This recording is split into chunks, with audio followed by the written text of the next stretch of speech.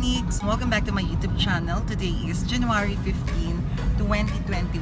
For today's vlog, I'm on my way na going to Caloocan, Batangas City. And as you can see naman sa title, hindi na ako makakapagpasabog neto. So anyways, ang pasabog ko na lang is ang ating car na bibilhin.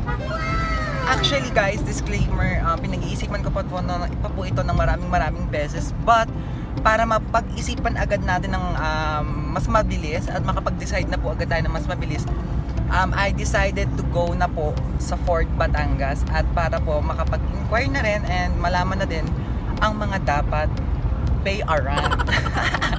So ayun, I'll see you guys later sa Fort Batangas. See you there!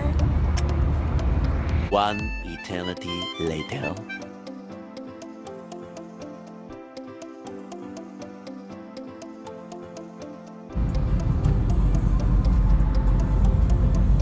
Ayun, so andito na tayo sa Batangas, Balagtas exit. Ayun, so hanapin naman natin ngayon ang Ford. Kung saan located ang Ford Batangas. Kasi bakit walang Ford Lipa? Diba? So mas maganda maglagay din sila ng Ford sa Lipa. Tara, samahan nyo akong hanapin ang Ford.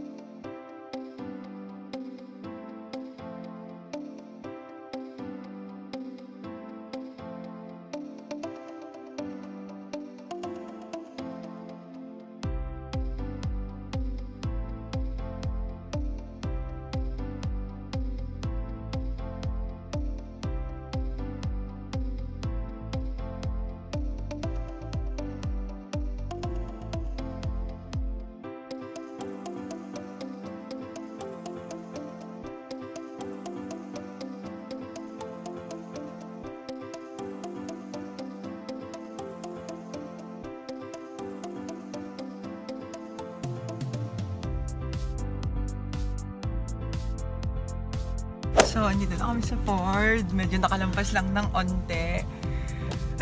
So excited. I like it. Nakalampas lang ng onte kasi medyo tago yung Ford. Kasi medyo parang maliit na way lang eh.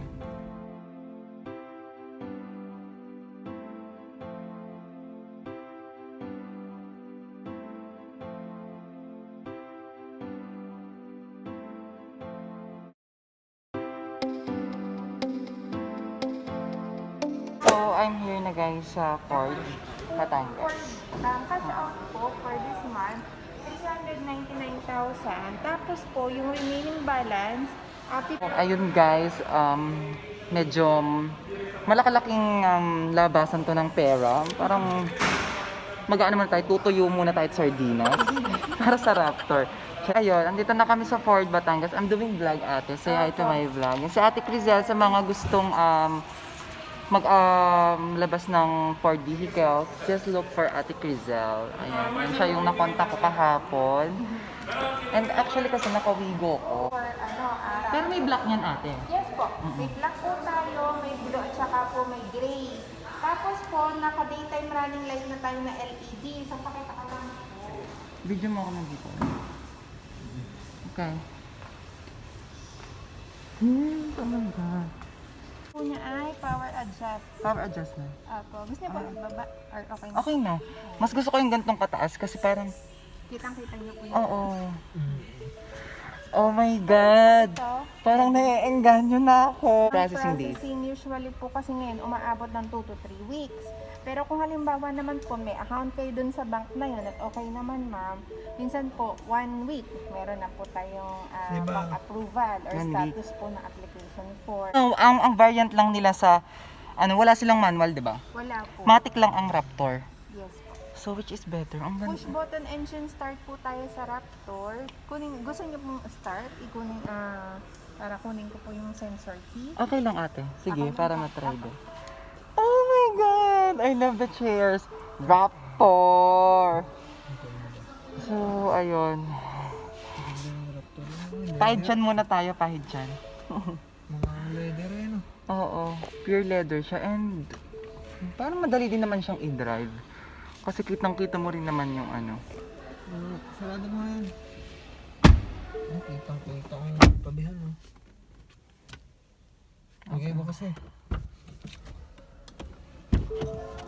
Ayun, voice command na din si Raptor pala. So, oh my God. May press yung ano? Ako, ipapress po. Yan. Automatic Okay. naman po lalabas. Tapos may indicator po tayo na green, yellow, red para alam po natin kung gano'n nakalapit. Kalapit. Guide. Guide. So, every Alam niyo. ano mo siya, may magagano. Sige, bitaw. Tapos, ayun, sa power steering, syempre, sobrang high-tech na ni Raptor. Alam Kung iset ng speed nang hindi na kayo naapak sa gasoline pedal, aandar na po siya kung anong speed po ang sinet nyo. okay. Pero sa mga highway lang siya. Highway lang siya Oo, mas kasi recommended. Opo, kasi pag nag-apak po kayo sa kahit anong brake, halimbawa po nakaset ang cruise control nyo, nag-apak kayo sa brake or kaya po sa acceleration pedal, babalik kayo sa normal driving. So ang advantage po niyan, pag halimbawa galing po kayo Manila, traffic, tapos dadaan po kayo ng star toll, pwede nyo iset yung sasakyan nang nakakapahinga ng kaunti ang paa nyo. Okay. Nakaset lang po, ba po isang 80 or 90 na speed or 100 kasi yun po ang ating speed limit. Pwede nyo iset nang natakbo siya sa ganun lang. Sa pinaka nagustuhan ko kay Raptor, iba, para ka naka-gaming gaming chair, Apo. 'di ba? So, ayun. Tapos, ang dami kasi nagsasabi ate sa akin na matangkad ako, so mas bagay sa akin, malalaki talaga. So, I'm looking forward ate na magkita ulit tayo. Ayos ko lang yung mga requirements and hopefully makuha ko yung dream car ko. Tapos about dun ate dun sa guys, mamaya muna mag-usap muna kami ni ate kasi nahihirapan ako habang nag-vlog. I'll see you guys later. So, ayan, okay. Tapos, akong itry nyo po, pag binuksan, akala nyo po mabigat. Pero kaya po yung iba po kasi mabigat, yung biglang nabagsak. Naka-bed liner na rin po siya. Yung iba po, add-ons yung ganito. Ano yung Raptor na... Bibilhin ko ba? Comment down below. Kasi nagdadalawang isip ako kasi lahat naman ng bagay hindi agad basta-basta pinagmamadali. And syempre, pag-iisipan ko pa ng mas madaming beses. Pero syempre, di ba, napakalaking tulong na rin.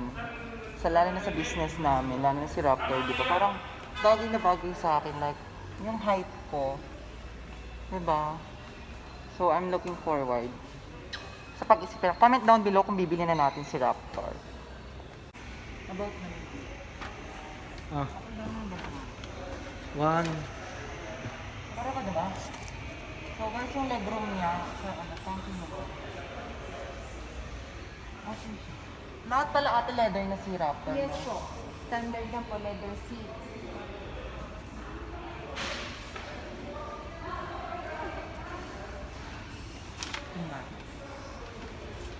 Pag, ate, syempre, pagka-bank, siya, yung...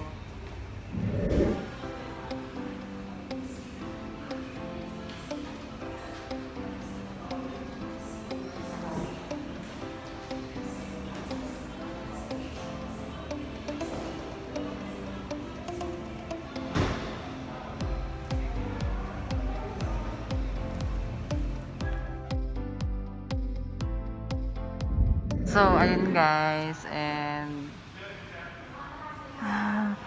nai-inlove ako kay Raptor. Sobra.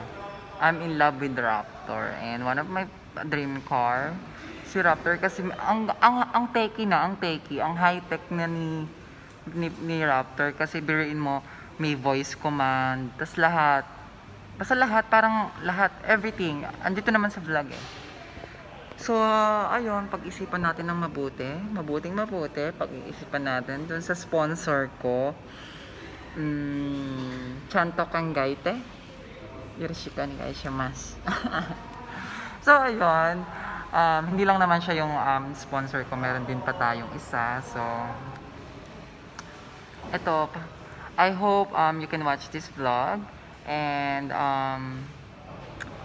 you can decide now if we will get it or not.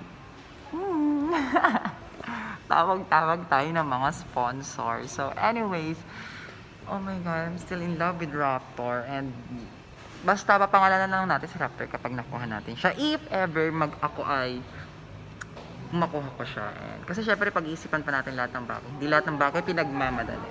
Okay?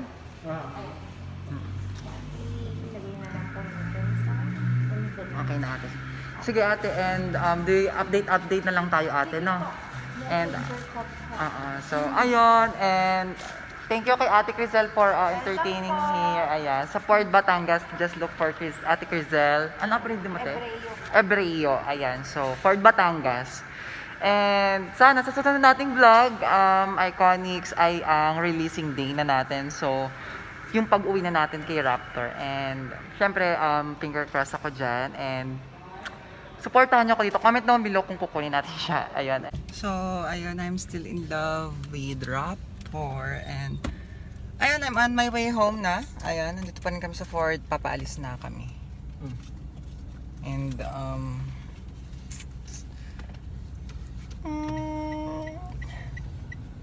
nailap ako kay Raptor. Bye! See you on my releasing day. So comment down below. Comment down below. So I'll see you guys on my next vlog. Bye bye. Uwi na kami. Bye.